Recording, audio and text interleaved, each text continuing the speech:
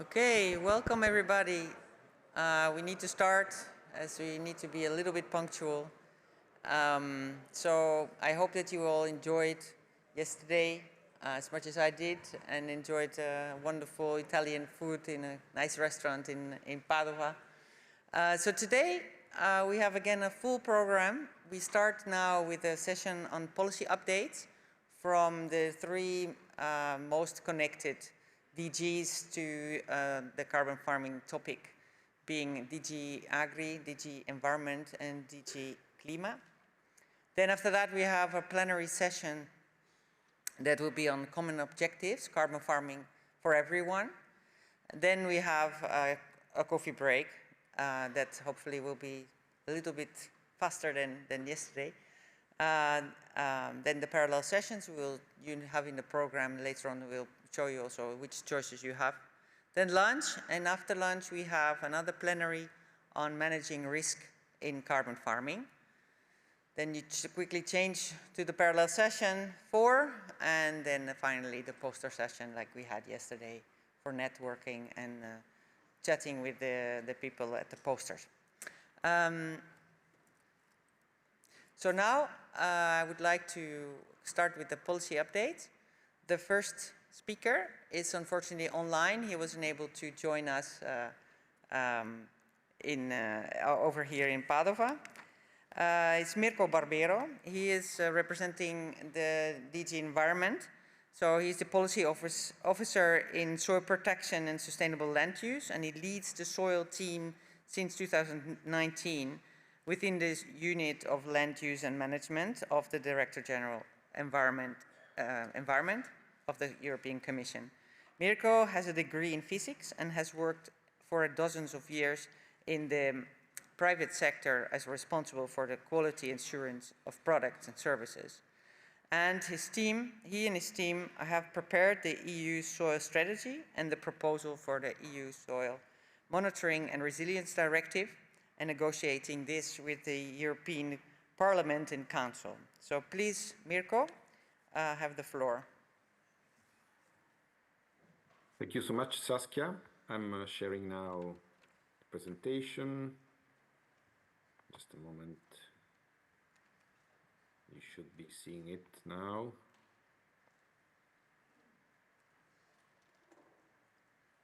Okay, so I will speak of the implementation of the soil monitoring law, the directive, and the link with the carbon farming, the possible synergies and contributions. So clicking, okay. So, well, the legislative process of the directive has finished. So the Commission, you remember, has proposed, and then Parliament and Council have negotiated together with the Commission, and finally we came to an agreement, and the law is now in force since the 16th of December.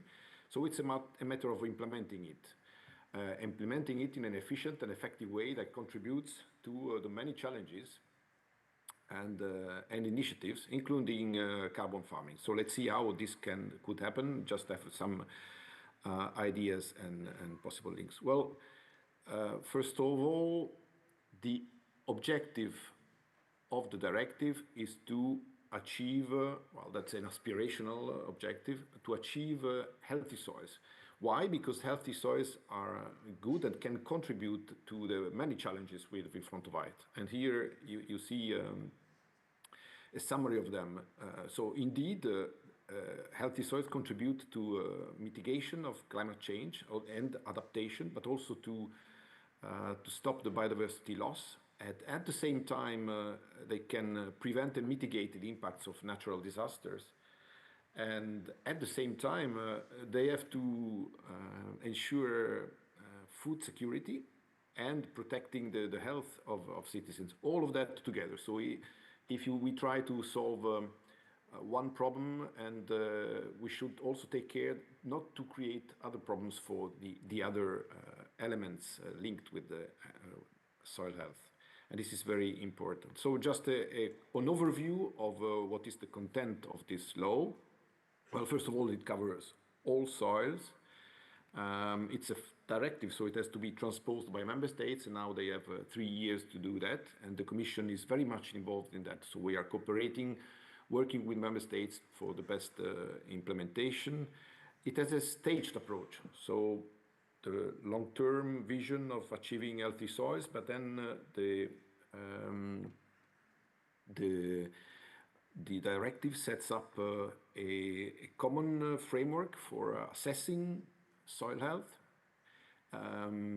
including soil organic carbon in a harmonized and comparable way. This is very important indeed, and where the assessment is indicating, so the data are showing that there is an issue, including for soil organic carbon and soil organic carbon stock, then there is an obligation actually for member states to take action in terms of support to the local authorities and soil managers in terms of information and of advice and even of research if this is needed. Then you see the hexagon on the right, that's about contaminated sites, okay, and then everything is very light with the minimal administration to keep it really as light as possible. So there are no implementation plan mandatory, but the idea is to integrate any action into other existing targets and measures and plans.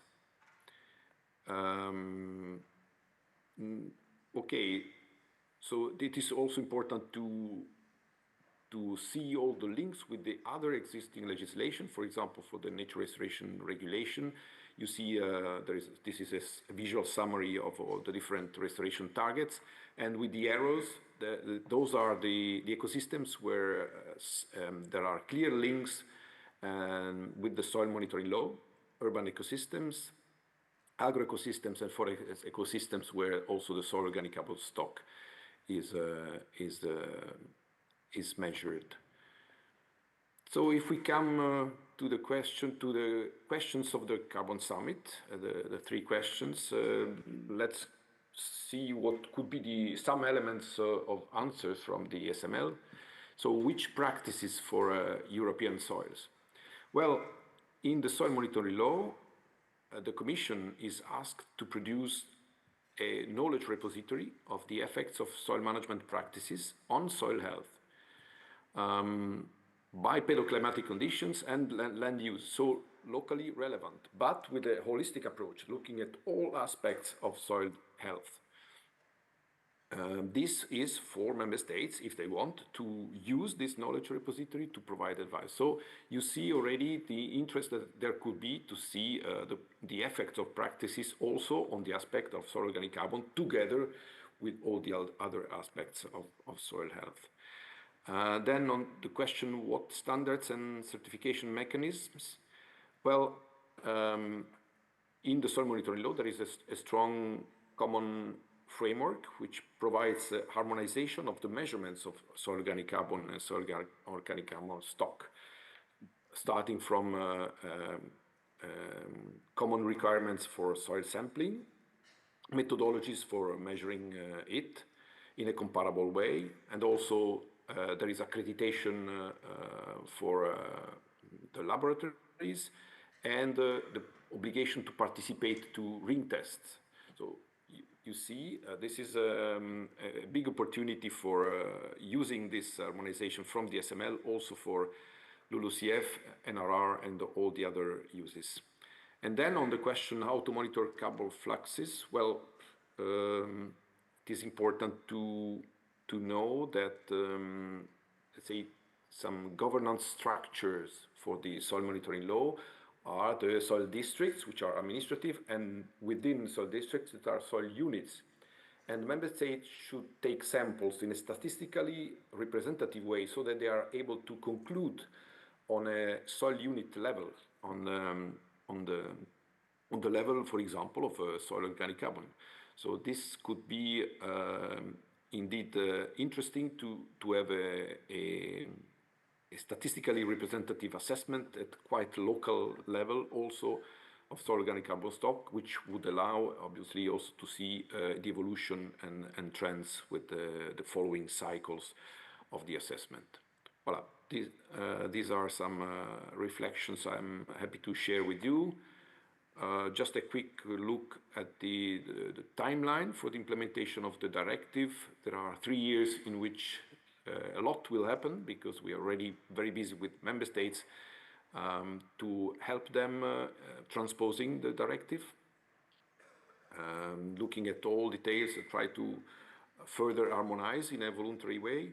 And then there will be the first soil assessment, where the Commission will contribute with another survey of Lucas soil. And this will happen in 2030, at the end of 2030, so in 2031 we will have the first assessment. And by the way, at that time this will be used for the first evaluation of the soil monitoring law, to see whether it is fit for the purpose or it needs to be modified, improved. It will be the opportunity also to integrate any input from any new knowledge from science and research. Voilà, that's all from my side. I hope this was useful and interesting contribution for you. Thank you.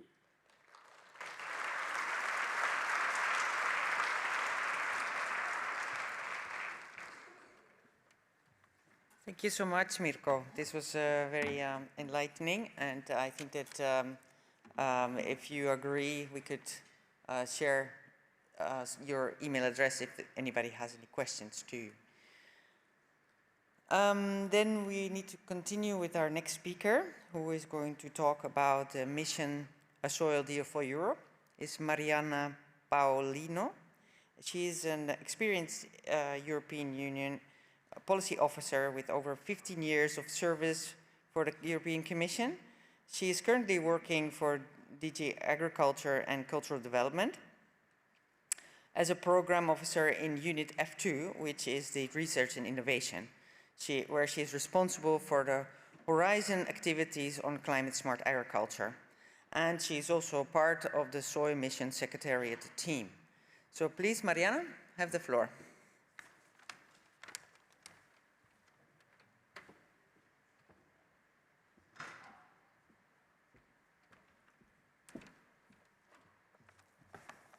Thank you, Sasha, for this nice presentation.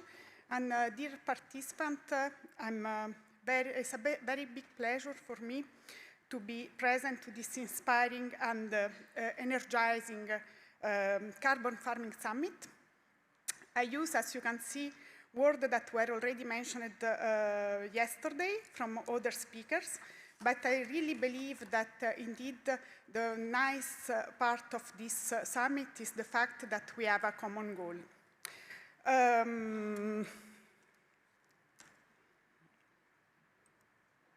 Yes, I will present you in my slide a short introduction on the mission and on the mission soil in particular, and a few words about the mission soil implementation, covering all the aspects of the 4 building blocks of the mission soil, so on the research and innovation program, on living labs, on soil monitoring, and on soil literacy and citizen engagement. After, I will also spend a few words on the work program for 2026 and 2027, and a few words on the next steps.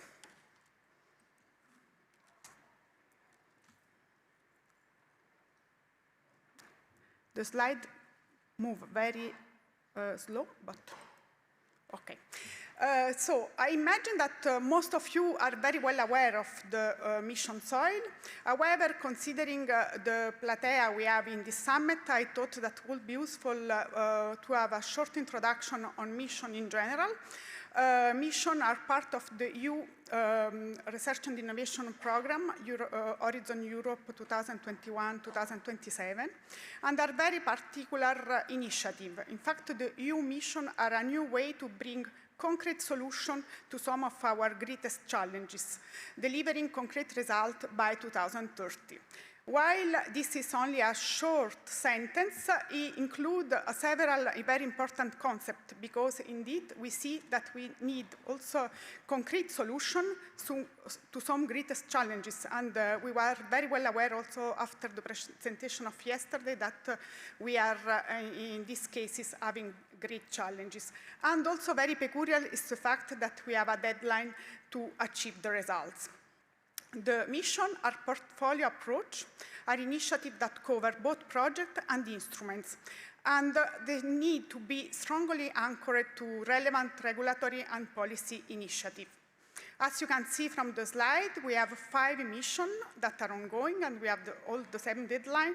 One is exactly on climate change, one on cancer, another one on climate neutral and smart city, another one on ocean, and the last one, not less important, is soil deal for Europe, the one on which I will present you a state of play. The mission soil expect to have great impact to update of sustainable soil management practice and to enhance soil health, to improve soil health across Europe.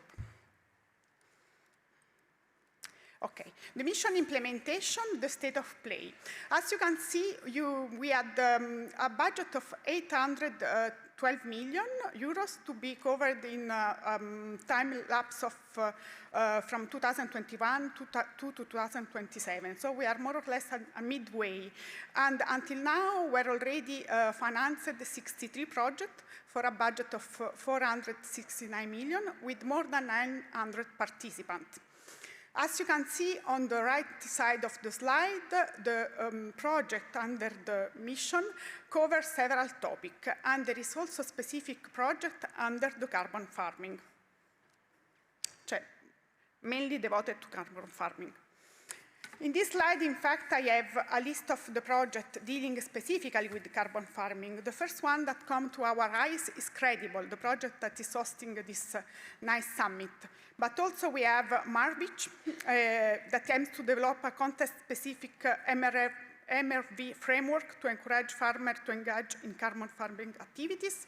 We have MRV4SOC project that is acquiring data on carbon sequestration, on greenhouse gas emissions linked to land use in 15 demo sites.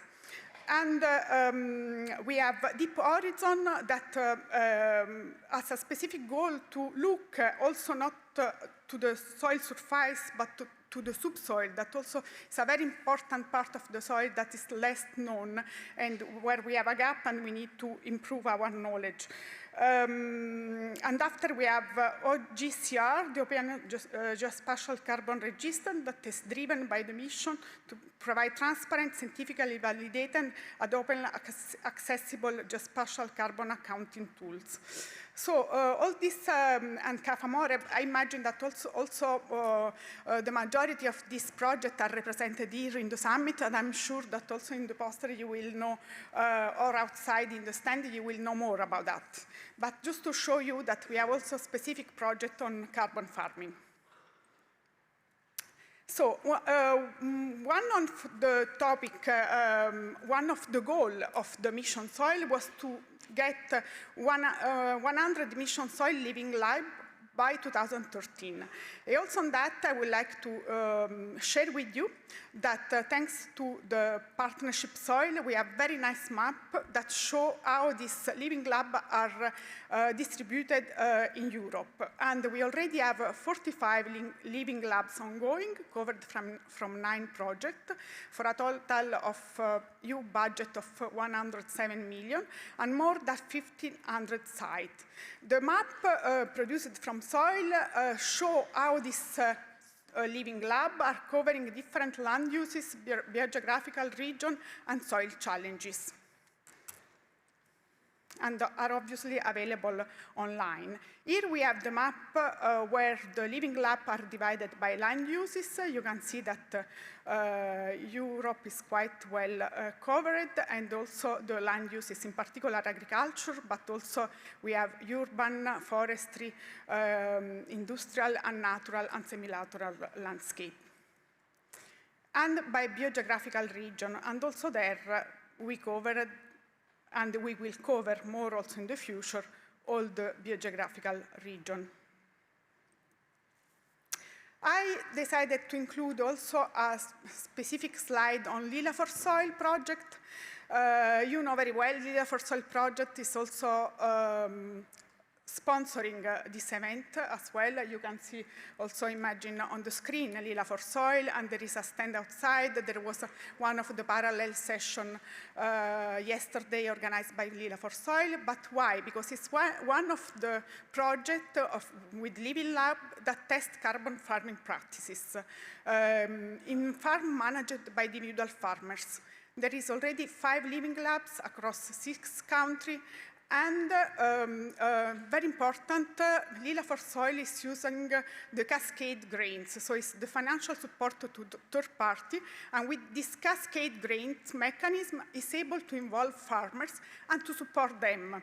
Also with a small amount, but still 5,000 euro per year per farmer for 4 years can make a difference to involve the farmer as well in the project.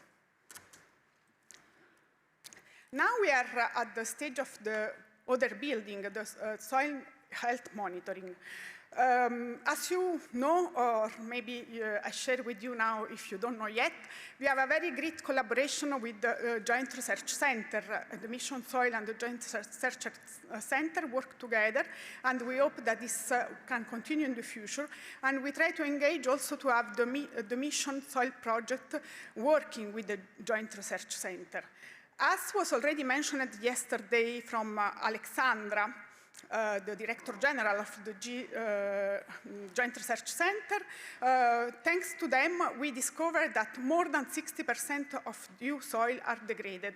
So this is a very important information that now we are aware of. A few years ago, we were not aware of that, and then we need to act. As in addition to that, we have the EU soil degradation dashboard that is available since 2023, that is looking at all the 19 key reference degradation processes. So the physical one, like water erosion, wind erosion, soil compaction, but also the chemical one, like salinization, alkalinization, the biological one, like the organic matter loss, the loss of biodiversity, all words that we already heard during this day of summit, and also the environmental degradation process, like the reduced carbon sequestration. So very important work, and this work is done EU-wide with harmonized data set. We have more than 25 mission projects developing indicator and cost-efficient monitoring methodology, and also most of them collaborating with the GRC. What the work we do from all this work done is to support member states for the soil monitoring law. We just had the presentation from Mirco. We support land manager, to support the relative legislation and the common agricultural policy. And the important step is also the integration of new data sources step by step, as soon as they are available. And now we are at the fourth building block on soil literacy and citizen engagement. Also for that, from the mission soil side, we try to do our best, and we have a lot of activities. For example, we had the European Mission Soil Week that is taking place since the beginning of the mission. This year we had more than 300 participants in person and more than 1,000 online.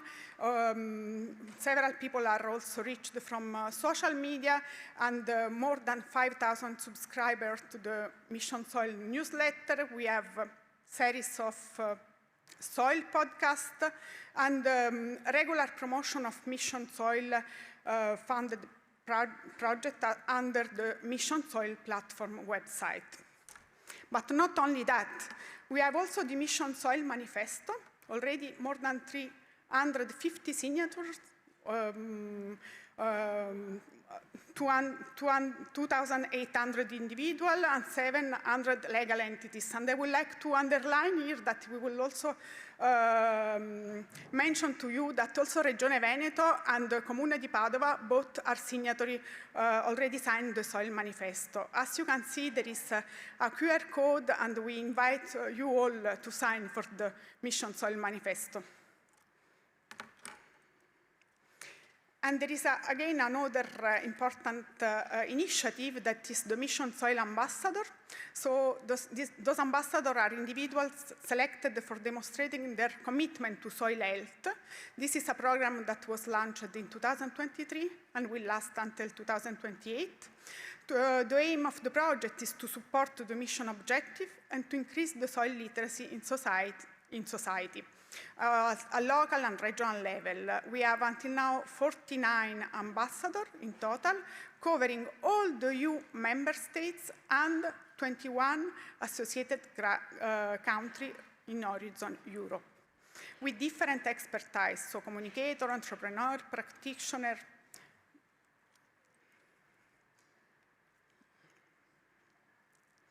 Now we have in this slide a short overview of the work program of 2026. As you know, every year there is call for a new project, and with the big help of the Research Executive Agency that is also present in the summit today, yesterday, and tomorrow.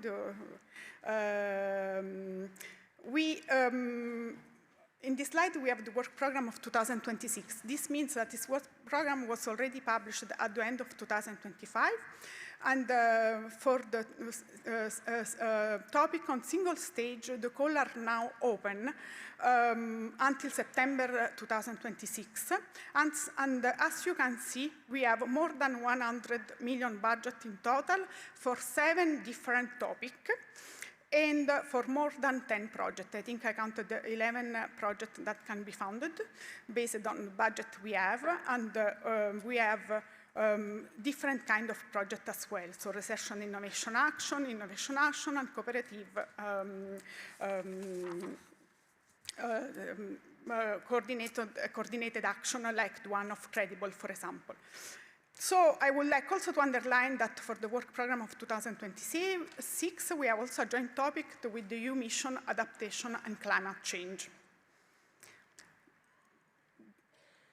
The work program of 2027 was already published as well. And also there we have more than 100 million euros available for different topics, for 8 topics in total. So there is still a lot of opportunity for you to be funded if you like to apply for project. There is still budget, and we invite you indeed to create consortium and to apply for this project. These calls are not, the one for 2027 are, on the other hand, not yet open.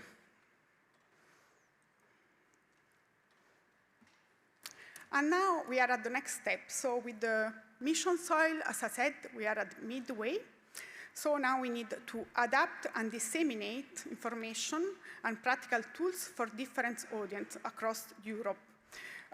We need to ensure that the diversified portfolio of instruments work together to address all stakeholder needs, linking also to other networks, so not only the research, but yes, the CAP operational group, agroecology partnership, and whatsoever.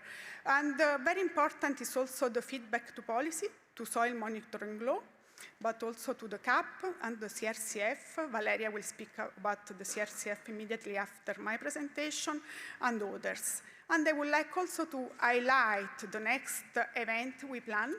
For the first time, we will have on 30th of June, so not very far from now, in Brussels, a Mission Soil Investment Forum, where we will speak about the soil health business model and investment, because this becomes more and more important.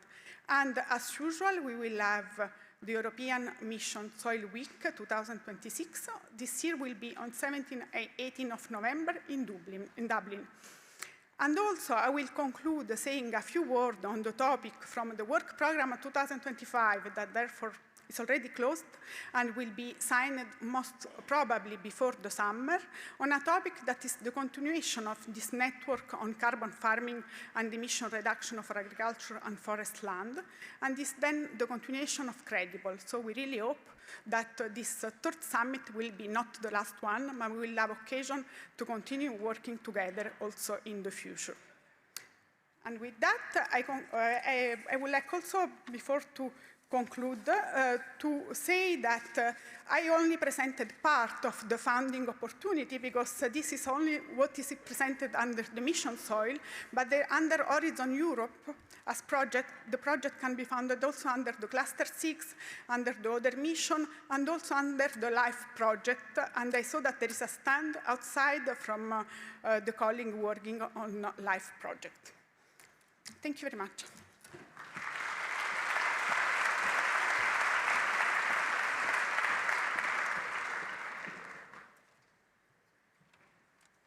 Thank you very much, Marianna. She will be around here, so if you have any questions for her, then please do approach her during the coffee break or later.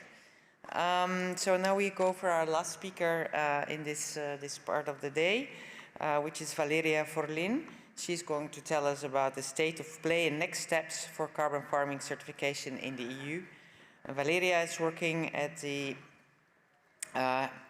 is the deputy head of the unit of land economy and carbon removals at the European Commission DG Climate Action, where she's specialized in the land sector's pivotal role in combating climate change, and her work focuses mainly on the reducing agricultural emissions, enhancing carbon sinks in soils and forests. So please, Valeria.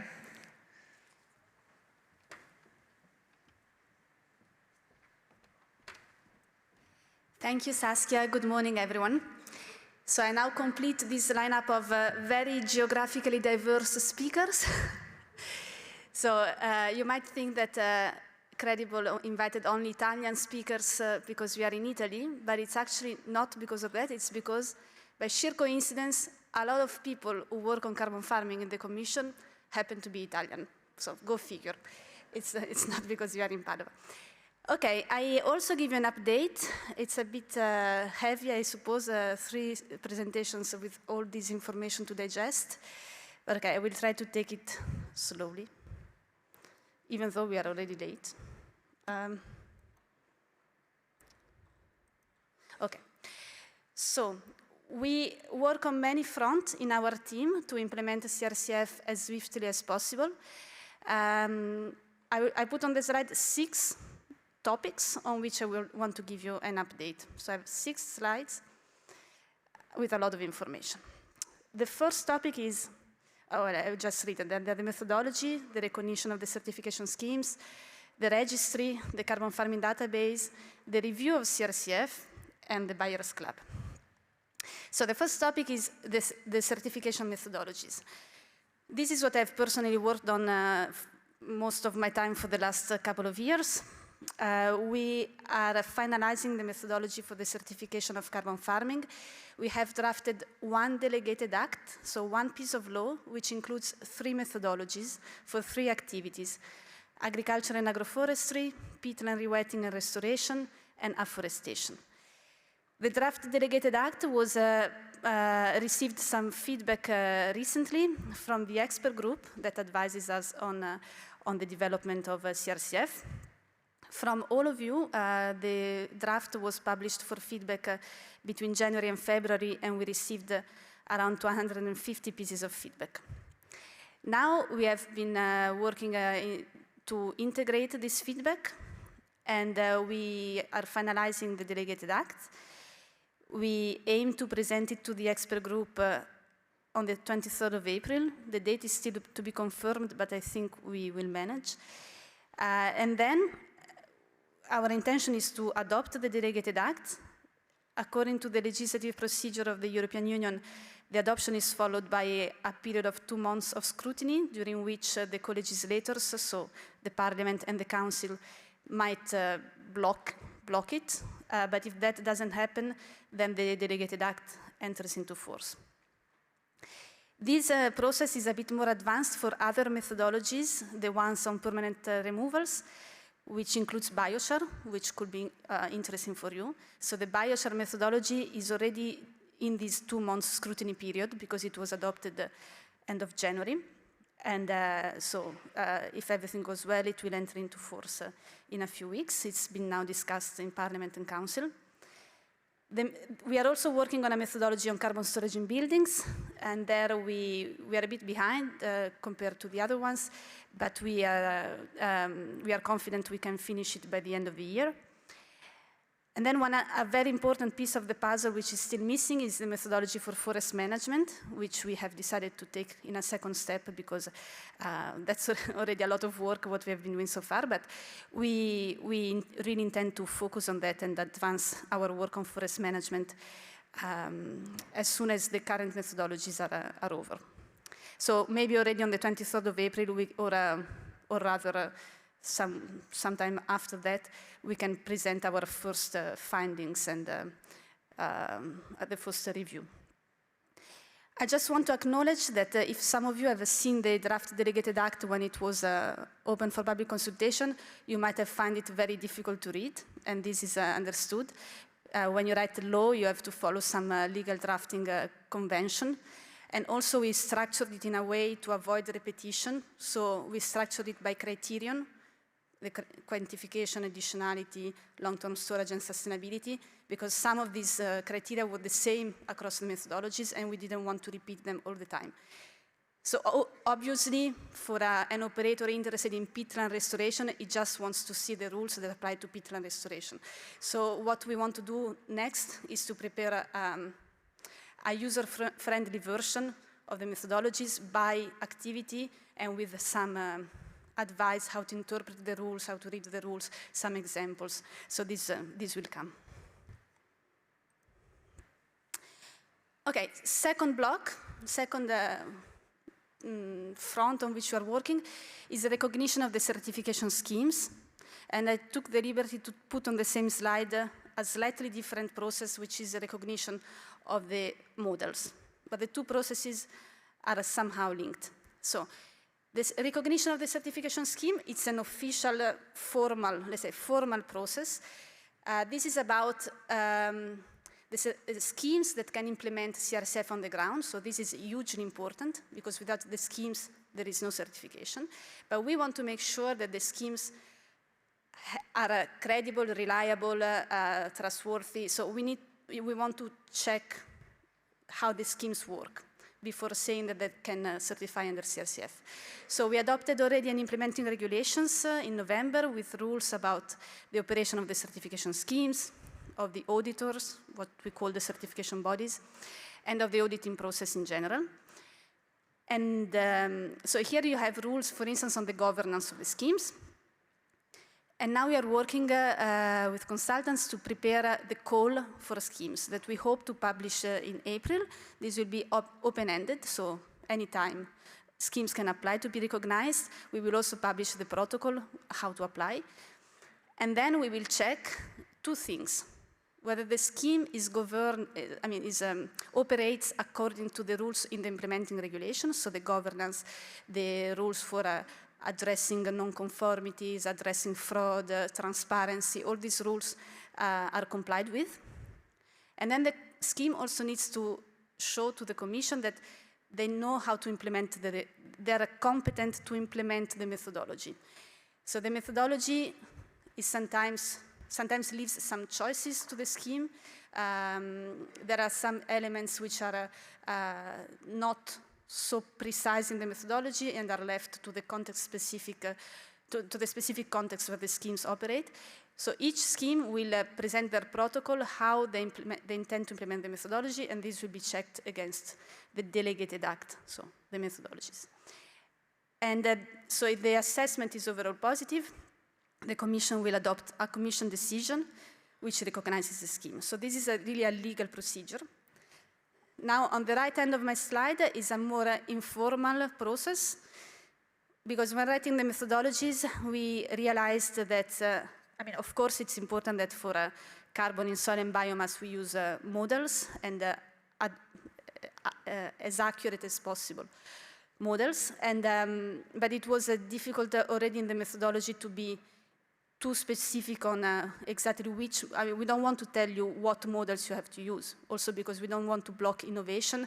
New models are, and better models are coming out all the time. And so we just defined some criteria which we think define a good model, which are on the slide: the transparency, credibility, suitability, accuracy. I won't go into the details. But the idea is that we will make a more precise rule book or a protocol for operators or certification schemes to demonstrate the quality of the model. And this is similar to what happens already under existing certification schemes in the voluntary carbon market. Verra has such a protocol, CAR has such a protocol, Gold Standard has such a protocol. The idea here is, however, that the European Environment Agency will assess the fitness of the model. And so this is a service that normally on voluntary carbon markets, operators have to pay for. They have to pay auditors to do this check, but this will be offered as a service by the European Environment Agency. So this process is really starting. We are starting to designing it now, but the objective is to provide a level playing field, so a certain level of confidence that the models used are good, are calibrated and validated for the region where the activity happens. They're able to estimate the impact of that activity, so we can all trust it. And also, over time, we will have a repository of all the good enough soil and biomass models that have been recognized. So hopefully this could also help in terms of improving our national greenhouse gas inventories and in general improving the level of quality of carbon farming modeling in the EU.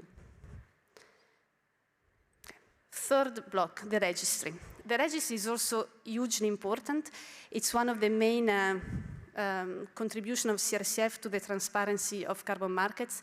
The idea that you have in one place all the units, all the credits that have been issued by different certification schemes. So the idea indeed is that this registry will not replace the existing registries of the existing certification schemes, but rather be a platform that is fed by the existing registries. So the existing registries need to become interoperable and will be linked with a blockchain approach to the central registry, which will be the single source of truth for all the other registries.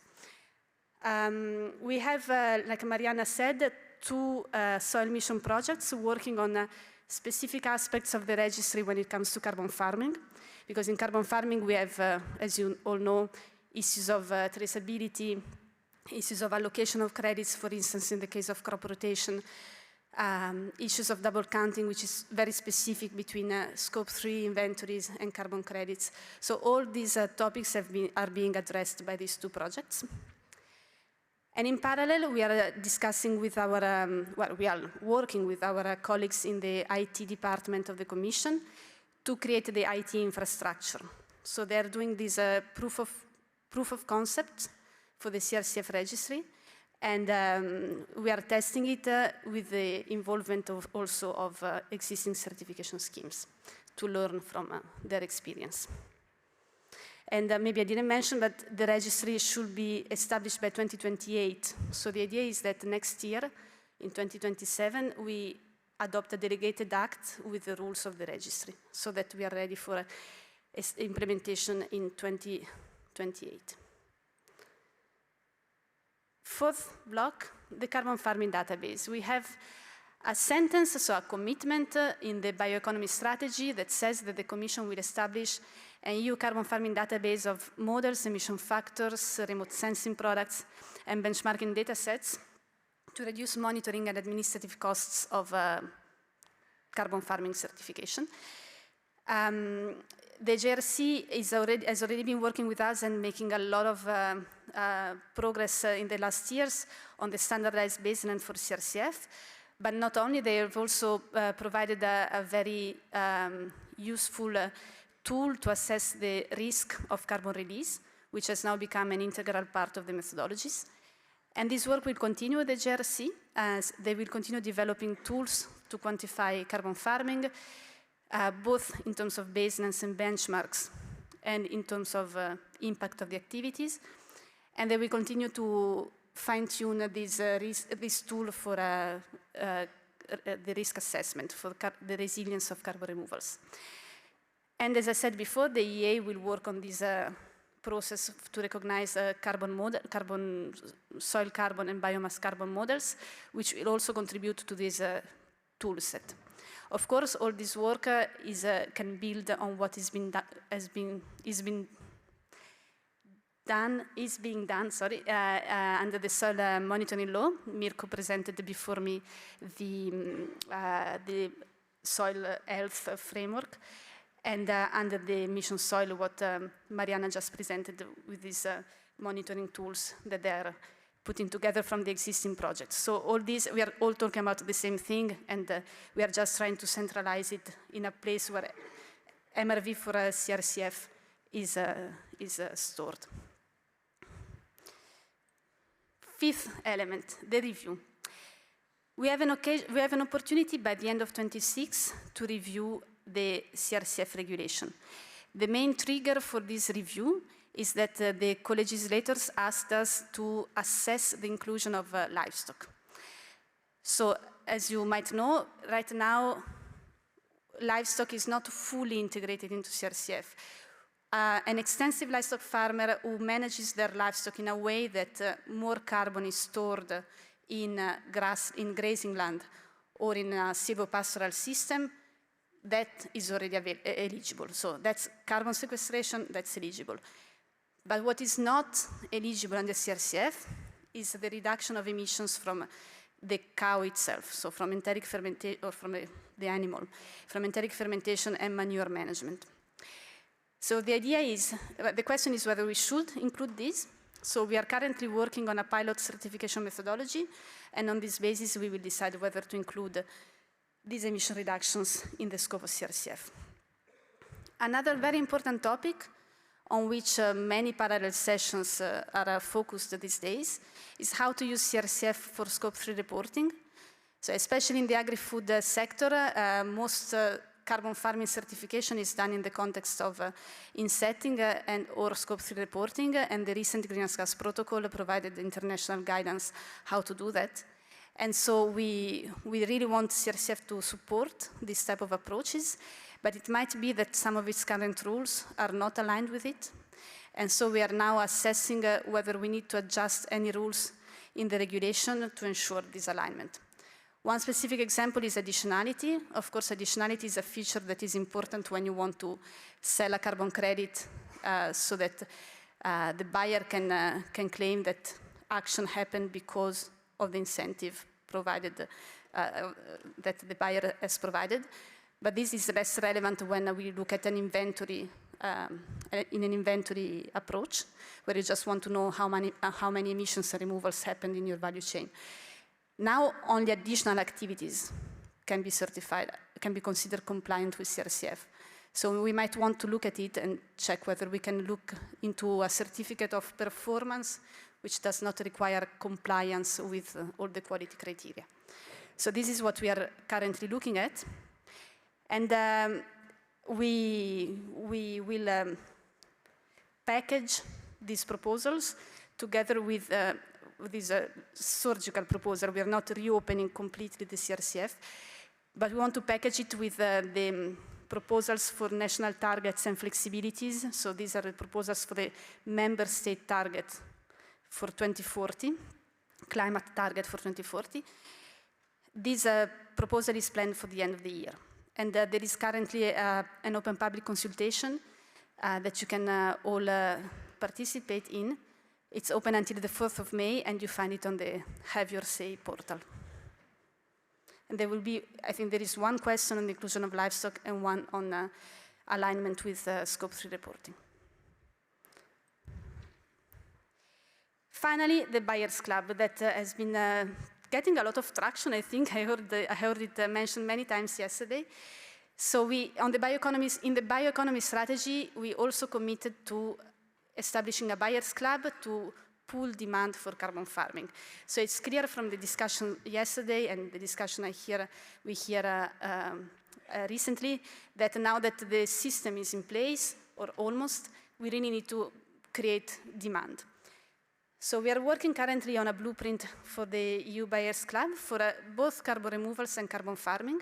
So this is also about bio-CCS, DAX, and biochar. Of course, the design might differ a bit, the needs might differ a bit, but we still want to do one Buyers Club with probably different modules. And so the Buyers Club in itself will be a pool of buyers that together commit to buying carbon farming units or certificates. But in parallel, we also need to design a purchasing facility, so a sort of infrastructure of a service that the Commission provides to the Buyers Club to support its activities. So we are currently working to understand the demand and the motivation of different buyers. Different value chains will have different features. In agri-food, as I said, it's a lot about Scope 3 reporting. In forest-based industries, it depends what you look at. It depends how integrated the value chains are, but there as well we look at both offsetting uses and the Scope 3 reporting uses.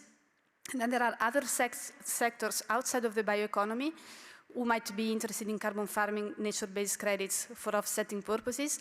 And there, for instance, there is a huge potential for peatland credits because there is no value chain. Often with peatland rewetting, the production stops, but it's a very, very effective mitigation practice. It's emission reductions, so there is no problem of permanence. So there we might need to have a specific blueprint of Buyers Club for this type of motivations. So we are preparing a survey which will be published soon, targeted really at the potential buyers, where we ask what type of public support do you need? Do you need grants? Do you need risk management, risk coverage? Do you need guarantees? So there are many different types of support we could offer if we have budget, but as Kurt van der Berge said yesterday, give us ideas, give us a blueprint, and then we try to find the budget. And the other thing is, what should this purchasing facility offer? So what is the service that we can offer to facilitate the operations of the Buyers Club? Should we organize the purchasing rounds? Should we just be convening partnerships along the value chain? Should we offer templates for contracts? Should we build the portfolio? Should we look into risk-sharing mechanisms, support project developers? So these are all ideas that we are considering and on which we want your feedback. And hopefully we manage to launch the survey soon, because we would like to present its results at a conference we will organize in Brussels on the 21st and 22nd of May, and where we want also to present a draft blueprint for your consideration. On these 2 days, the first one will be devoted to permanent carbon removals, and the second to carbon farming, but there are a lot of synergies between the two, as I said. Oof, that's the end of my presentation. I hope you found it interesting and enjoy the rest of the summit. Thank you.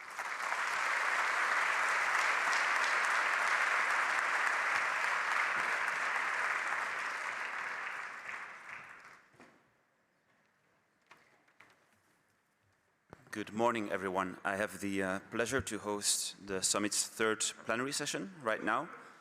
My name is Mathieu Mal. I work at the European Environmental Bureau, EEB, that is the largest network in Europe for environmental civil society organizations. We're also part of the Credible Consortium, where we work on the policy mix for carbon farming. And I just want to mention that we just published a policy brief on the Buyers Club, because indeed it's getting a lot of attention, so go and have a look if that's a topic that interests you. For the session today, right now we will be talking about policy, but the starting point is slightly different. It goes as follows. Carbon farming is a relatively new concept, but movements that have been working towards more sustainable agricultural practices are not new. Organic farming has been around for many, many decades. Regenerative farming has been around for decades. The FAO's climate smart agriculture has been there for well over a decade. And there is a new generation of farmers that is, at least we hope, there is a new generation of farmers that is about to step into the sector. And when they look at farming for the next decades, I'm sure they have their ideas as well about what is needed for long-term viability and sustainability of their work, of their livelihoods. And so this discussion tries to bring together these perspectives and to find out how people representing these different perspectives look at the developments when it comes to carbon farming under the CRCF in the EU, how it matches or maybe sometimes doesn't match with what they have been trying to do over the past decades and where they see the future of EU agriculture go. So with that being said, let me introduce the people that can bring those perspectives to the stage. Martina Dal Grande is a wine grower based in the Conegliano Valdobbiadene wine region. For the past 7 years, she has been managing her vineyards, implementing regenerative agricultural practices. She's a member of ANGA, which is the Youth Association of Confagricultura, and she also served as a delegate to CEJA, which is the European Council of Young Farmers. Her work focuses on knowledge dissemination and sharing of best practices in agriculture. Welcome to the stage, Martina. Next, we have Marco Paravicini. He is a biodynamic farmer and owner of Cascine Orsine farm in Bereguardo. He brings over 10 years of experience in the organic retail and distribution sector with Ecor Naturasi, and he currently serves as the vice president of Federbio, the Italian Federation for Organic and Biodynamic Agriculture. Welcome, Marco, as well. Next, we have Peter Fröhlich, who is a farmer, agronomist, and entrepreneur with over 20 years of experience. Driving agricultural innovation. He's a founding member of EARA, which is the European Alliance for Regenerative Agriculture, and he is a prominent voice in European regenerative farming. He has spent the last decade advancing data interoperability, precision agriculture, and digital agronomy, and his work now converges in AgriPurpose, which is a framework for regenerative agriculture. Is Peter in the room? I haven't seen him yet this morning. We might have to do without Peter, it seems like. But last but not least, we have Ivano Asenza. He is a carbon market specialist at the Food and Agriculture Organization of the United Nations, FAO. He works at the intersection of carbon finance, climate-smart agriculture, and nature-based solutions in European and international policy frameworks. And he ensures that carbon markets contribute to resilient agri-food systems, deliver measurable climate outcomes, and strengthen farmer livelihoods. Welcome, Ivano, as well.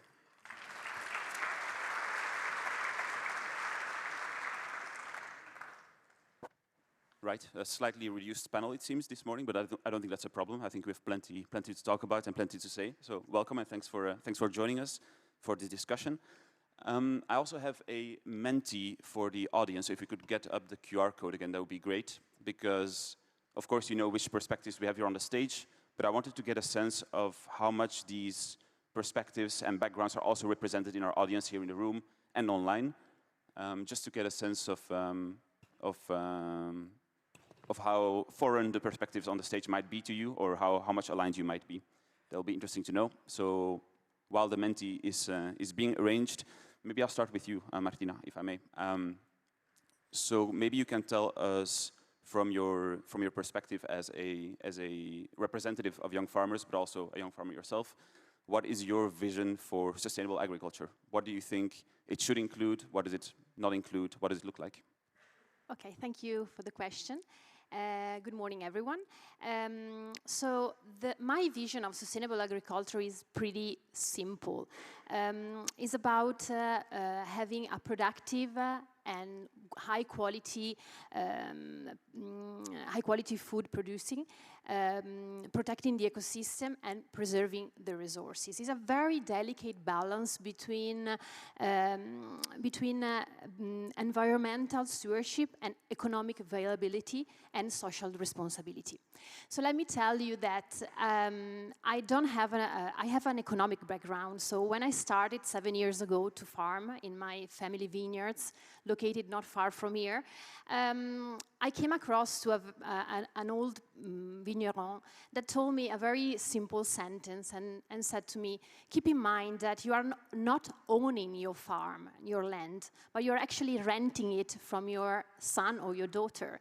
So you have a responsibility of working and give it to the next generation back, if you can, at the same condition you found it, but if you could, and if you have the opportunity, at a better condition. So currently, I'm renting my vineyard from my 2.5-year-old daughter, Margherita, that is a very proud, sustainable farmer. So straight away, when I start farming, I realized that, probably because of my background, I had a different level of priorities. So if people were keep telling me how beautiful my vineyard were, how healthy my canopy was looking, how beautiful roses were located in the front of my vineyard, I was not actually interested in that, because I was keep asking myself, am I doing the best I can to make my soil healthy, to make my soil working at the best condition possible? I realized that these kind of questions were not very common from my neighbor vignerons. And this question that I was asking myself came before I knew that 25% of the earth biodiversity lives in the soil. So I said to myself, I have a strong army that can really help me to reach my goal and reach my sustainable vision. So I started with a very simple action, that is the soil sampling test. As we do with the blood test, we analyze the level, our immediate situation of the soil, to understand how, which kind of activities, which kind of action I can do to plan future goals.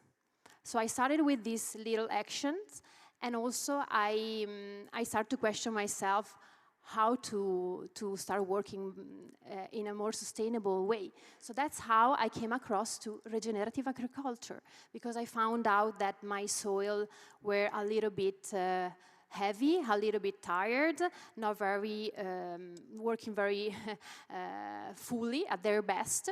So through regenerative techniques, I started to ask the soil what was the real question. And as a very important mentor told me one day, remember that the soil has a great memory, so treat it in a good way, because he will not forget eventual tricks you made.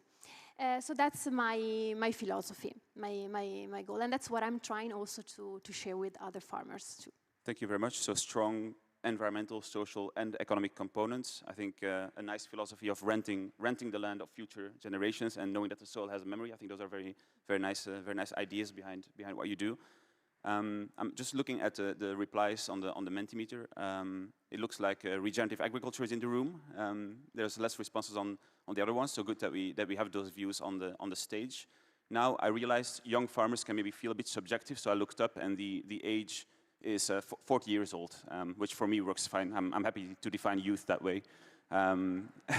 Yeah, but actually only, even with that quite generous definition of youth, only 12% of farmers in the EU are actually below 40 years old. So I think that's an issue we have in terms of age structure in the sector. Over to you, Marco. Your vision for sustainability from an organics and biodynamic background. Hello, thank you. Yes, I believe that to be really sustainable in agriculture, you need to focus on the whole farming system in a more holistic way.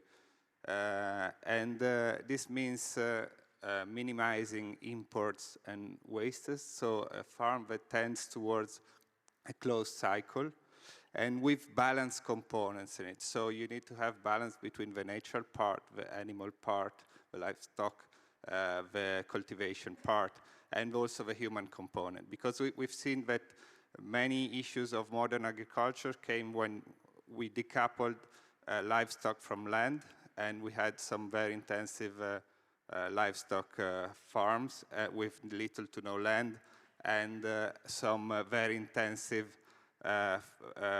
food for livestock production farms. And this meant that in both areas we had high pollution, little to no biodiversity, and in the livestock case we had the manure that is such a precious component for fertilizing and enriching the soil that it became from a resource a waste. So in a balanced farm you really can have a good synergy between components, and if you don't have this, it gets really, it turns around totally. Also, clearly, I believe that being organic, I mean, we should go towards a reduced use of pesticide or no use of pesticide, and this should be ensured by clear and robust certification, like the organic one, European organic certification, or in case of biodynamic, the Demeter certification that starts from the organic one. This means that we can earn the consumer trust, and we can also ask the market to pay a correct price for our product, so we can have control of our supply chain. I have a farm close to Milan in Pavia. It's a fairly big farm. It's 300 hectares arable land, 300 hectares of woodlands, all 300, but that's it, cows, and 30 employees. And I've really seen how this type of organization can be much more resilient in recent times. Just a few examples, like because we sell everything with our own brand, in our own supply chain. We've seen massive shocks in milk price recently, and milk was paid a lot 2 years ago. Now it's paid not very little, and having control of the supply chain means that you can have stability. And also more recently, we've seen that with the war in Iran, we had a very big problem with urea, which is a byproduct of oil refinement, which is widely used for fertilizing in conventional agriculture. And this is creating a big shock for conventional farms, because we use only composted manure and cover crops to fertilize our fields. We really don't see this supply shock on our side. So we really can feel more and more that this too long of a supply chains can really stress the system. So to be very sustainable, you need to be more closed cycle. Thank you very much. So also in your intervention, I find the social, economic, and environmental aspects. One thing that you did stress was certification, robust certification according to transparent rules that can then help with consumer trust. And you mentioned also the importance of supply chains, that when they are very long and there's many actors along the way, then geopolitical shocks can influence those. That's some of the elements you brought. Ivano, from the FAO side, climate smart agriculture. What's the vision there? Thank you. Hello, everyone. And before I start, I wanted to say a big thank you to the organizers. Thank you, Matteo. Thank you also to the participants of the panel today. It's a very relevant event, especially from what's happening recently. And now the recent events are shaping food supply chains and food security. So I want to really express a big gratitude to the organizers, and the reason why this event is getting more and more successful is because we are getting a diverse variety of people from policy, institutions, banks, project developers, farmers, which should be at the center of the stage for this conversation. And this is quite unique. It's not common to have the possibility to participate in such events. So I'll reply to the question from an FAO perspective and then from a personal one. So FAO's mandate is to ensure food security and sustainable agriculture for all. We have developed many tools around supporting governments to monitor, to verify, and to put farmers at the center of the conversation. And I mean, when it comes to defining smart agriculture or even sustainable agriculture or organic farming, we try to ask ourselves how do we embed those paradigms into also, in this case, to be also relevant for CRCF, into a mechanism that is trying to frame that logic or approach into a verifiable measurable mechanism in terms of mitigation and adaptation. When it comes to carbon markets, I've been asked several times about what does FAO do, and how is smart agriculture, as we represent them, being addressed. And we take it from, as our counterparts, our governments. We work a lot on benefit sharing mechanisms, and that is where we place farmers at the center to make sure that revenues arrive to the most vulnerable groups. And these also can be defined as obviously farmers, local communities, rural livelihoods, obviously indigenous peoples. But probably what it means in terms of, just to build upon what has already been said and that we totally agree on, is the fact that we need to find a way to intersect those paradigms into a common ground that translates into, for the EU, the CRCF mechanism, the framework for removal and carbon farming activities, so that we have concrete actions. So we move from intentions to verifiable actions. And today, I don't know of any other instruments or tools that actually can help the transition to happen in a verifiable manner through MRV components. And FAO has been focusing most of its work on mitigation and adaptation, of course. So what is defined from the Article 6 as 6.8, so a non-market approach. But we've been getting requests from governments on Article 6, so carbon market approaches.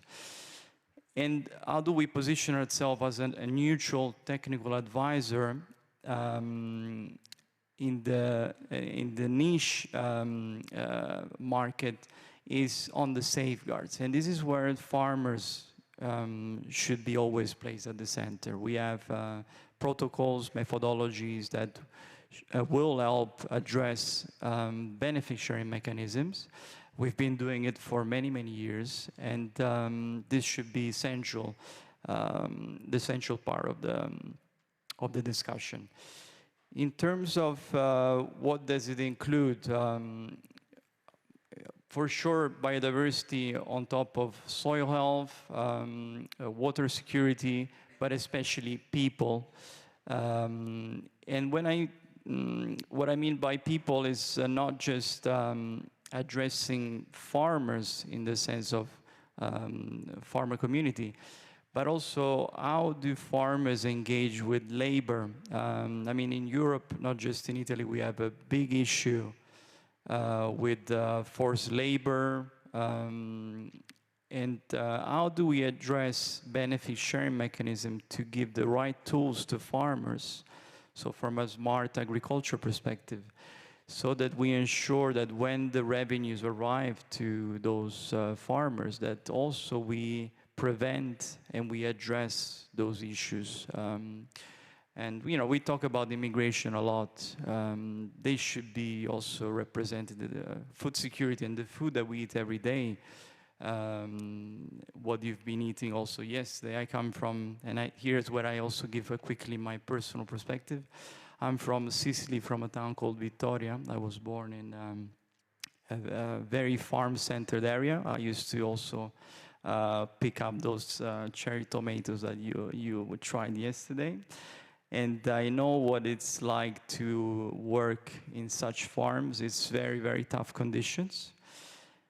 And immigration plays a huge role in Italy and in Europe.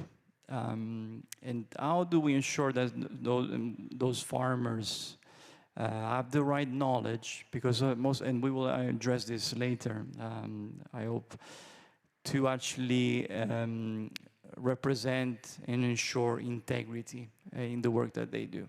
So this is kind of my both take. Sorry, thank you. Thank you for both takes on the question. You mentioned the working conditions as part of the social component. I feel often when we talk about the social aspects, it's very focused on income, but of course the working conditions are a very, very important part of that as well. You mentioned mitigation and adaptation. Now, just last week, the European Scientific Advisory Board on Climate Change, which is a group of scientists that advises the European Commission, came out with a very interesting report looking at climate and agriculture. And what they conclude is both on mitigation and on adaptation, EU agriculture is not doing well. We're lagging behind on both those accounts. You've mentioned, I stay with you, Ivano. You've mentioned what your vision or the FAO's vision for sustainability looks like. What do you think is holding us back? Where do you think are the obstacles for more people to adopt more sustainable practices? And while you answer that, I would like to get the second Menti question on the screen, because we have the same question for the audience. Where do you see the main obstacles? What do you see as the main obstacles for a transition to sustainable agriculture and land practices? Thank you. Yes, I've seen the report that was published recently, a very comprehensive report on mitigation and adaptation. Some of the risks that I will mention are the risks that have been addressed in this report, and some of, obviously, risks and barriers that we as FAO are working on every day. Some of the barriers and risks, and this I'm trying to relate as much as possible this to farmers. One of them is the economics and the risk management perspective. Given that they operate with low margins and they are at the forefront of what's happening with the climate crisis, there is currently limited investment capacity at the moment to help them transition in what the Green Deal is requiring and what the governments are requiring in Europe to have this transition from happening. And this is where carbon farming and CRCF can be an entry point. Surely is not the only instruments. When we address carbon markets, we always explain that carbon markets is one of the instruments in climate finance, not the only one, especially if we look at the data that we saw yesterday at the scale that is necessary for us, EU as a bloc, to meet those objectives. Surely voluntary carbon markets play a big role, but they shouldn't be seen as the lifesaver. I always use the metaphor of the cake. We try to create the enabling environment, the infrastructure, the capacities to have the cherry on the cake. The cherry on the cake is having instruments that can diversify those economic opportunities for farmers. Another risk is uncertainty. So farmers are being placed with several different types of uncertainty, from policy to climate uncertainty, market uncertainty. So if those rules are not creating a level of certainty for farmers, voluntary carbon market and CRCF will remain a niche market. Because, as also was mentioned yesterday, farmers are risk aware. There is a theory of change that we have to take into account when we address farmers' ability to change and transition to adopt new practices. And sometimes it's also a question of interpretation. I speak a lot with the farmers also in the EU, and most of the time we have to start from the basics. We take for granted even the concepts of carbon markets, carbon credits, but we need to explain to them what those mechanisms are, how they can be turned into concrete measures, and now and also what are the risks. So we try to safeguard them, even looking at the legal frameworks, the contracts, benefit sharing mechanisms, and so on. The other obstacle is definitely on the knowledge and advisory gaps.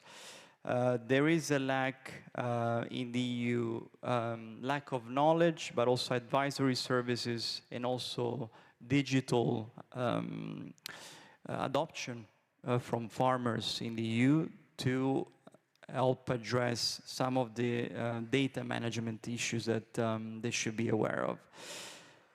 And we also have another barrier that is most of the farmers are, not just in Italy, but in Europe, very fragmented, both if we look at forestry, but also agriculture. So how do we find aggregator models through cooperatives, associations, even the examples of Confagricoltura or Coldiretti and so on, to help farmers, smallholder farmers, kind of fill the gap, the knowledge gap, the technology gap, the policy gap at all levels. And most of the times we have to train all of those different actors because we don't take it for granted that even at policy level those mechanisms are well interpreted. And last but not least, sorry, it's related to digital tools and skills. We have a National Agricultural Observatory here in Italy that mentions that Agriculture 4.0 recovered in 2025, but adoption remained largely stagnant. 42% of farms use digital technologies, but yet only 9% are digitally mature, and 58% still lag behind. So there is still quite a lot of work to be done to address those barriers. Thank you. Thank you very much. Martina, Marco gave us a bit of an idea of what his farm looks like. Maybe you can do the same. Walk us through the farm, and you've mentioned already your motivation for changing your practices. Why do you think not more farmers are changing their practices? What do you think is holding them back? So all the barriers that are written in the Menti before were true, but we keep forgetting that our farms are getting older and older because just 12%, as you mentioned before, of farmers are under the age of 40. The average age of a farmer in Europe at the moment is 55, and if we focus on Italy, is almost 60. If we look at females, we are just the 3% under the age of 40, obviously, so we are almost extincted. So this is a very big problem because, as you know, as older you get, as difficult for you to take risk because it's a matter of security. And the real problematic is not just about the fact that there's no young guys willing to take over, but it's an intergenerational problem because what we see overall in all businesses, family business will pass the second generation on only the 30% of a family farm in general. For family farms is a bit different because the generational passage happens, but the question is when. Maybe it's too late. So what we need to focus on, if we really want to make a change, is to facilitate, and that's what Confagricoltura is doing really well, helping the two generations to communicate and to find the right moment to do the generational passage. Because you have to take advantage of the real energy when the new generation has the real energy. Because if you are gonna leave it when it's too late, it's not gonna work. And this is obviously leaving the farms at a more, I would say, superficial situation, because if you are run by a over 60 years old farmer, of course you are not willing to invest, you are not curious, you don't sit in a room with a university professor to listen to innovation because you are tired, because it's time for you to enjoy your life rather than working actively in the field.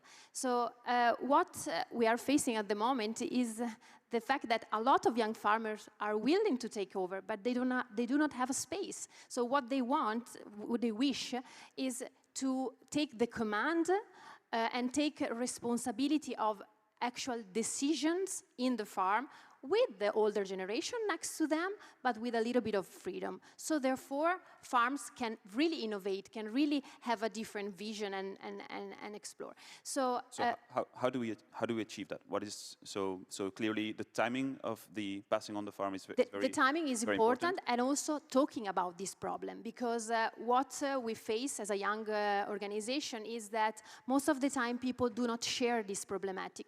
They don't want to share the fact that they don't get along with the parents, that they struggle to make their ideas happen, that they feel sad because they don't really have a position in the farm. No, they don't share that because it's kind of can be kind of embarrassing. So what happens is sometimes young farmers decide to leave the farm and find their own life somewhere else because they are bright and they studied, they are well educated, so they can do their own path. But this is a pity, because we have amazing farms, amazing family farms that can be run by active young farmers with ideas.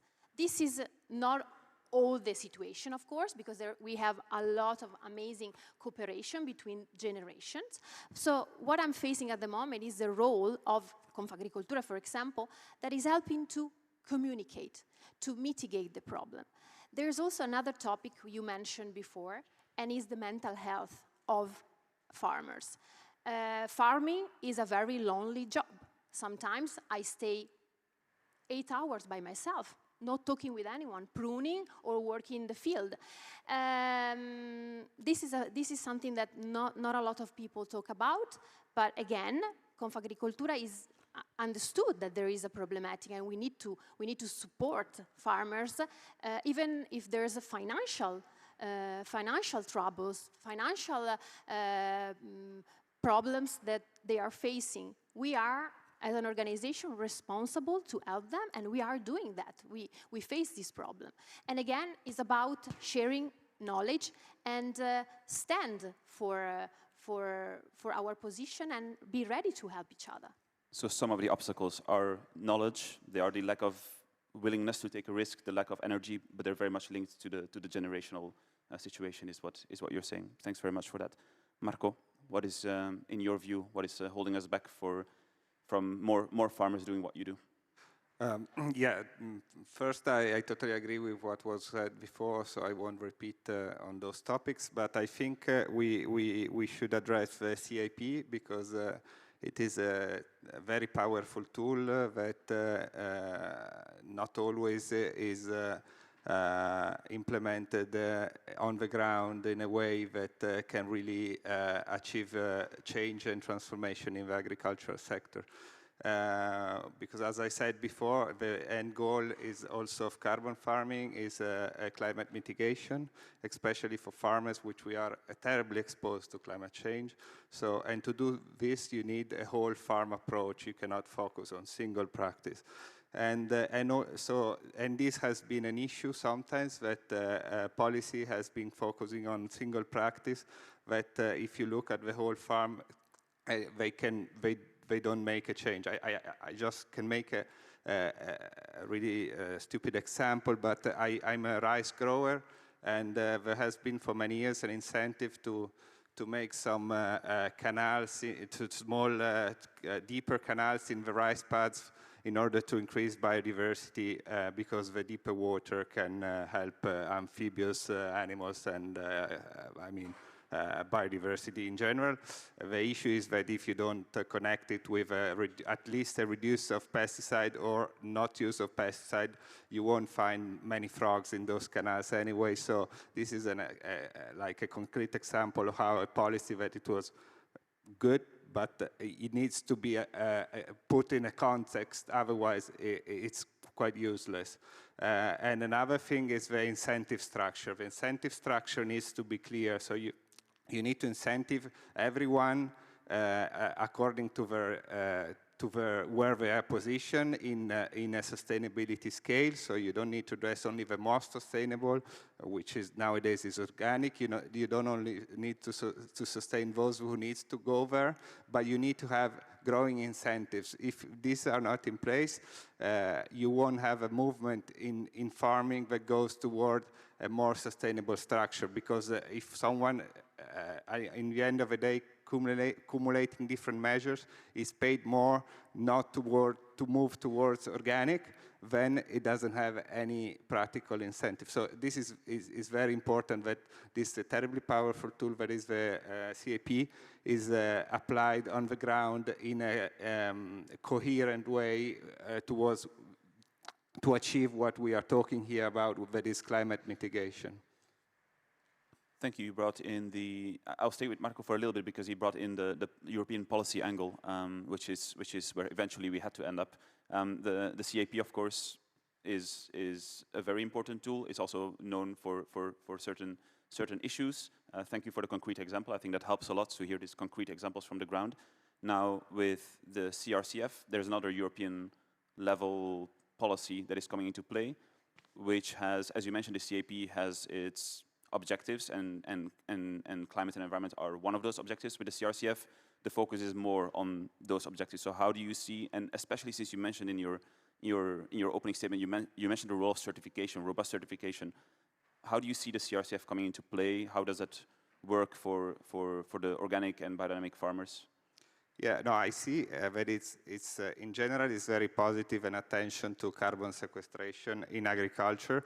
As I said before, agriculture is responsible for 10% of carbon emission in Europe, and is one of the most exposed sectors to climate change and its effects. So this is very positive, and it's also positive that the adoption of beneficial practice are encouraged, and that farmers should be rewarded for their efforts. But as I said before, it is also essential to provide at the same time benefit for biodiversity and other environmental objectives, because otherwise we don't need to consider them as co-benefits. We need to consider them as core objectives of a policy, because otherwise, if we don't have a systemic approach to carbon farming, we risk not achieving our objective and just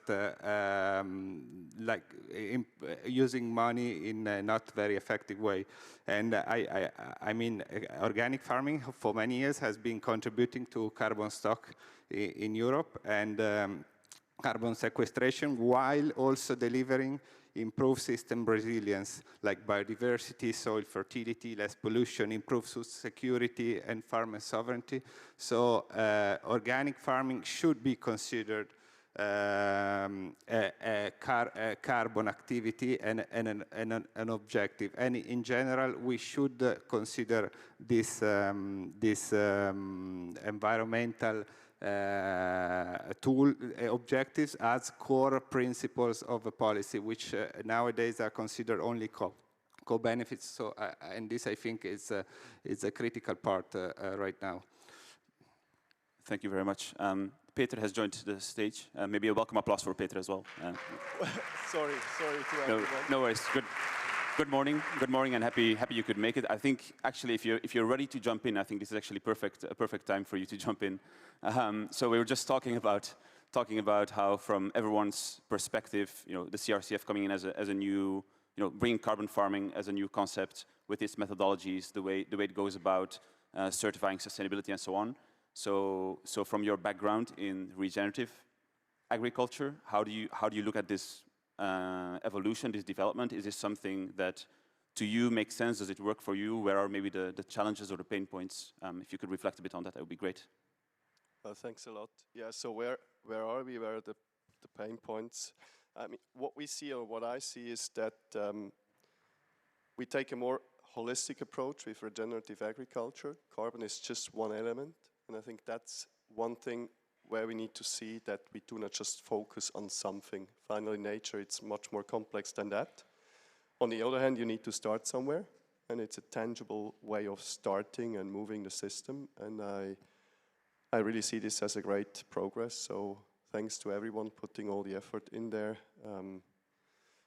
We have seen them this morning presenting, so I think it's just great that this is actually moving in Europe. And yeah, seeing that Europe is still holding the flag up, I mean, we see all the global implications. So I appreciate all the efforts that we have on this continent. And when we look at Region Ag, what I fear a bit is that we become more administrative heavy and that the administrative burden is increasing. And we have to be careful that this is finally not only used and not abused. Because the more you know about farmers, they become completely transparent, and then the supply chain might know everything they do, their cost, everything, and that's just not going to turn out in a good way for farmers. So we have to be careful there that the farmer is actually also the main beneficiary of everything, because finally he needs to apply the change. If the farmer is not putting the change in the field, nothing is happening. And we should not forget that everything we do should help the farmer to get the change done. If we go beyond this, it's a burden and that we should avoid. Thank you for that. Actually, you touched upon the question that we discussed just earlier. What is the reason that not more farmers are transitioning towards more sustainable agricultural practices? It sounds like you're saying that part of that reason is that they don't feel that they themselves will benefit that much from it. Is there not the perspective of if I take better care of my resources, it will benefit me and my business, my farming will, the quality of my products, the resilience of my system will automatically improve? Fair point. And as a farmer, you have two hearts in your chest. One is you need to pay your bills as everyone. And that gives you a pretty short-term view. And the other one is you need to actually preserve your soil and your farm and your ecosystem for the next generation. And that combined with the shifting baseline syndrome, so you get born into a situation as you inherit it in most cases. And then you think that's the normal thing. And it's finally not, because if you look around, we're in a mostly artificially environment that we have created. And then the farmer lacks a bit of the awareness what good on his farm would really look like. It's just this kind of standard he knows, and then tries to stabilize, or is okay if it slightly goes down as long as he can pay the bills. That said, what the farmer needs also, a part of all nice stories, is a business case. And I think that's holding back many to do it. They don't have the liquidity or some, yeah, in many ways it's either mental or financial constraints. Got it. You're saying we need to take care of the social and economic aspects, and only then farmers can actually make the step to also consider the environmental circumstances. Right. Martina, you've mentioned generational renewal. Is there any connection there to the new policies that are being developed, the CRCF? Do you see these kind of initiatives as something that could be appealing to young farmers, or do you think maybe there's other effects as well? How do you see these developments? Yeah, definitely. These can be good practices that can introduce and help potentially new farmers to let understand how important it is to farm more sustainably, and trying to find a really concrete solution. What we are facing at the moment is we need to make farmers a little bit more aware of all the positive externality they are actually producing, because deciding to farm in a regenerative way, in a sustainable way, it is very difficult, and most of the time is time-consuming, knowledge implementation. There's a lot of failures. There's a lot of problems. For example, in my vineyard, I give you an idea. There's no machineries that can do no-till cover crops seeding. So I have to find an angel that basically build it up a special machine that fit, and that he comes from 2.5 hours away from me. So imagine with a tractor, it's not very easy. So you have to be very committed if you really wish to implement these practices. Again, practices are that, as we said before, are very slow because results take time. But the market is not giving you this time because they want immediate yield, they want volatility, they want the production immediately with fair price, low cost price sometimes, most of the time. So it's not fitting. And for the younger generation that struggle even to find support from the bank, because this is one of the big obstacle of access to land for young farmers, is the numbers are telling us that unfortunately young farmers are not really welcomed in for loans. This is another investment they have to make, no? So again, could be a very good opportunity because we know that regenerative and carbon farming practices are really helping our farms. But at the same time, we really need to balance from an economic point of view, because we need to feed our family, we need to pay the bills. Yeah, so. Thank you. I will soon open the floor for questions from the audience. I think maybe some people would like to hear some more concrete examples of how you do things on your farms in particular. So that'll be in just a moment. Ivano, maybe you haven't really had the chance to connect the climate smart agriculture framework of the FAO with the developments at EU level. How much, to what extent do you feel they are going the same way, having the same logic, or do you see big differences in terms of objectives or methodology? Thank you. To answer your question, so we are working quite a lot on both market and non-market mechanisms. When it comes to smart agriculture, the methodologies that have been developed are, and the standards are the ones that have been used so far in the voluntary carbon market. So even the Article 6 from the Paris Agreement itself, it's getting inspired by those methodologies and standards. We have seen bilateral agreements coming into countries to buy mitigation units. I mean, I will not explain into the detail because it can be very technical, but we see this as a huge driver for voluntary carbon market, because although it's on the NDC component, Article 6.2 is being used to drive those mitigation activities at country level for countries or even EU as a bloc to meet its own future NDC targets. As the EU announced last year that the planning of buying 5% of credits, carbon credits from the international market, and also given its twined connections with the supply chains on developing countries, we see a strong trend and demand coming from developed countries to help support and finance developing ones on the transition. And then obviously this has a chain effect in agriculture and on supply chains, and obviously getting down to the farm level.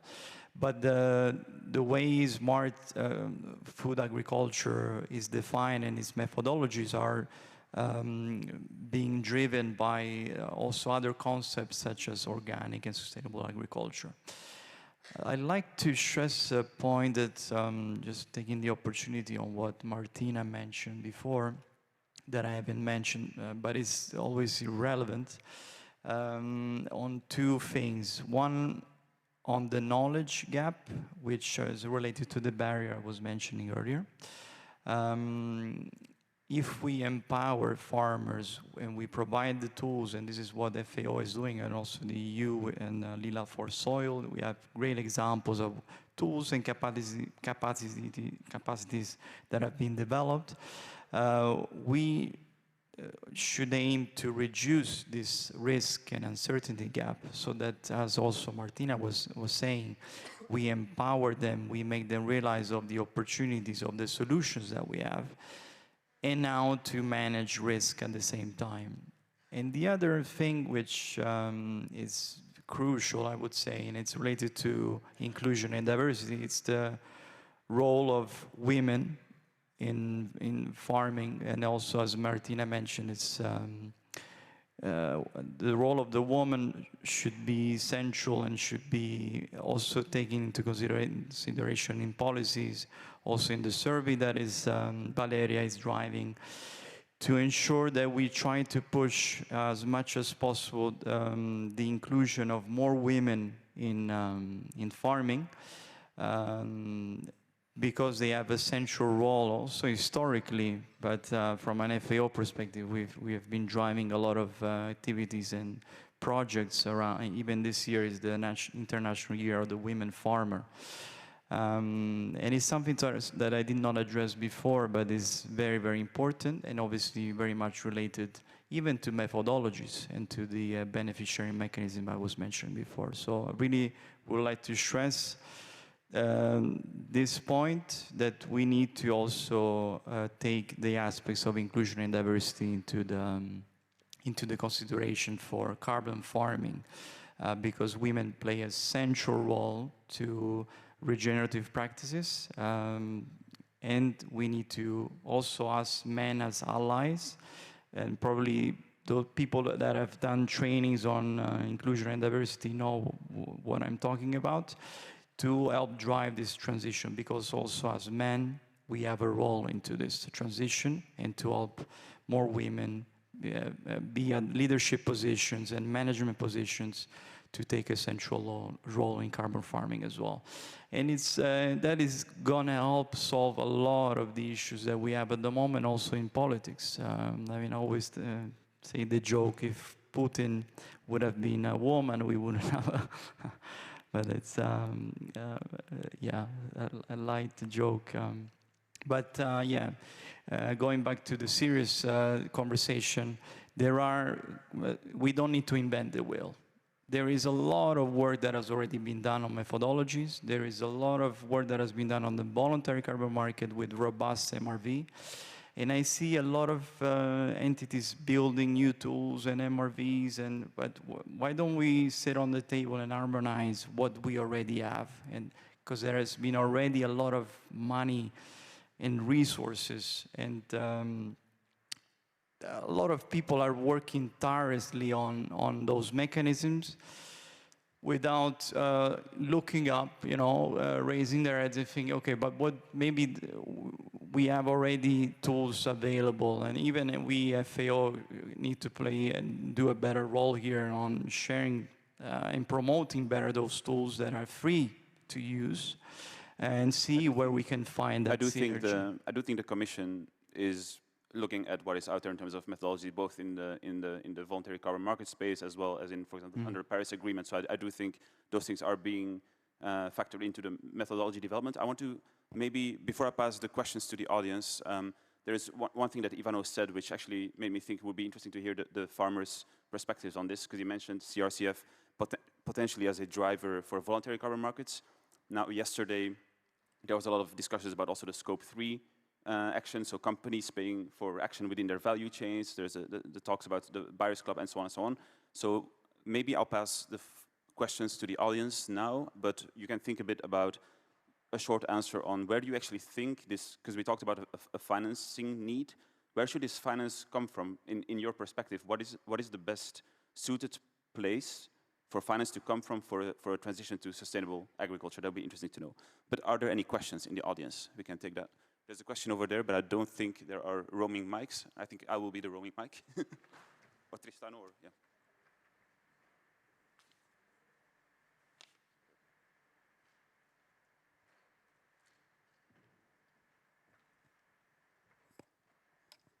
Yes, hello. Saskia Visser from Climate Kick.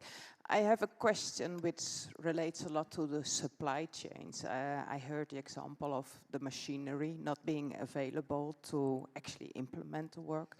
I would hear also from the others to explore a little bit, you know, to which extent have actually the supply chains have their RNI in order to actually facilitate the farmers in transforming towards regenerative agriculture.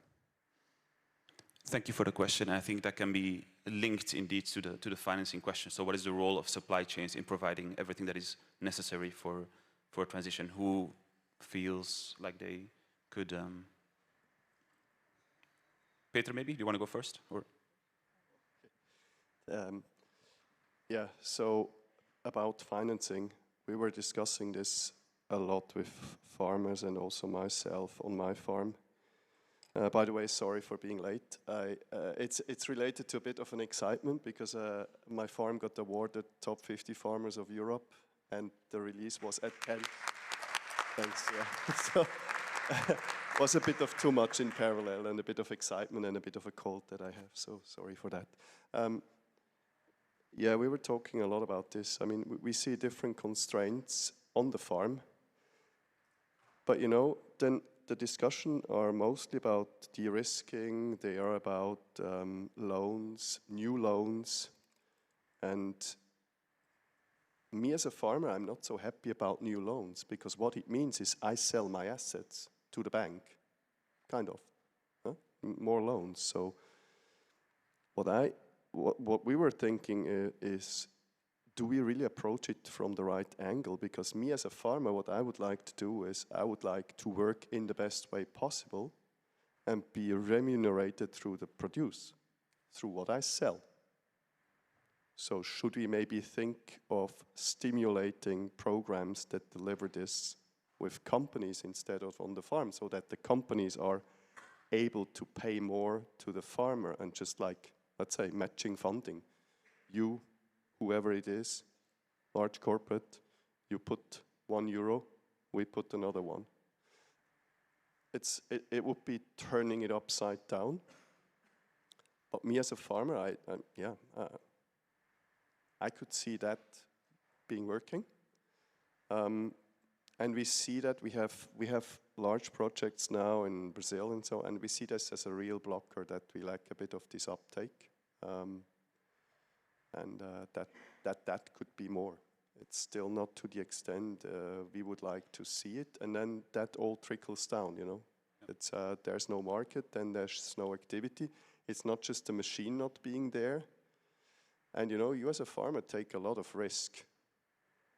Because let's say you have been plowing 20 years, and now you go for no-till. The problem is you're now standing in the field. It's a sunny day. You have a certain moisture in the ground. It's a situation, there's some cover, whatever.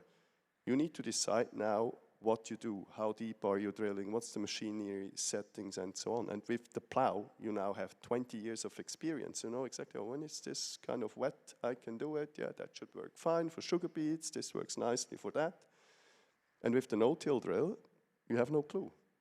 So you maybe just drill 1 centimeter too deep or too shallow, and you have a loss. So, and that no consultant can help you with.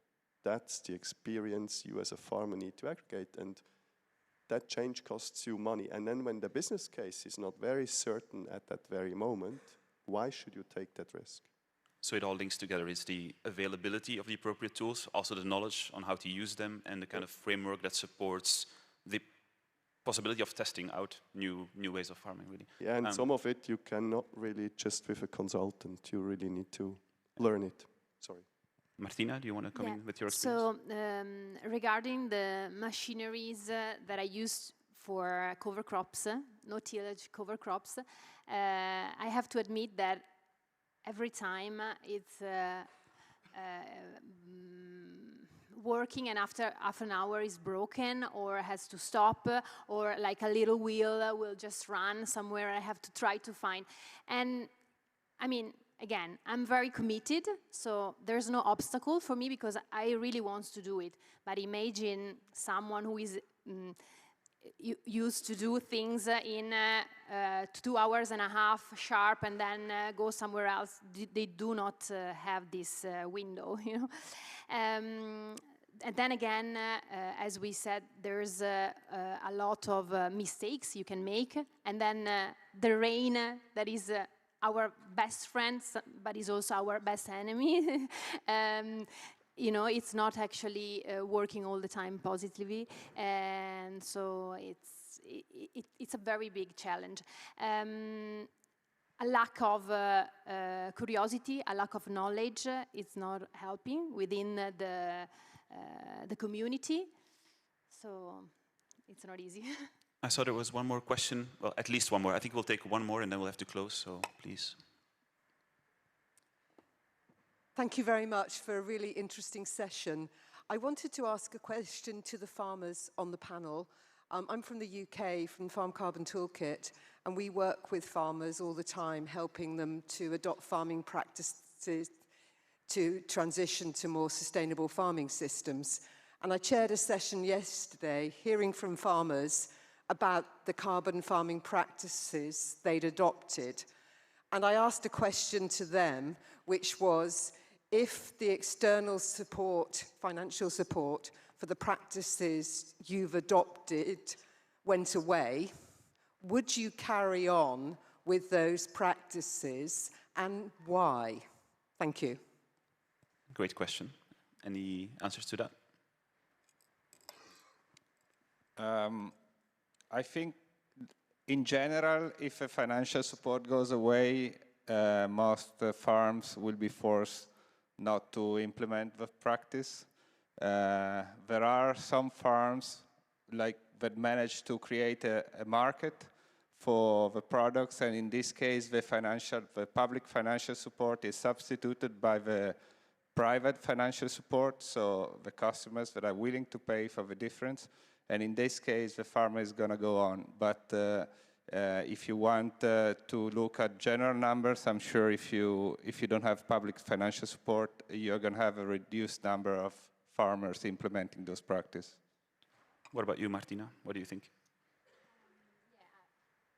I agree, but again, there's a strong belief on what is the final goal of these practices. So, for what I saw, farmers that became mentors in these years at my regenerative farming community taught me that patience is the main element. So I have to admit that I will definitely doing it even without support because that's my farming philosophy now. So the benefits are too high.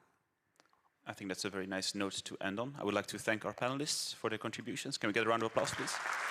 Thank you.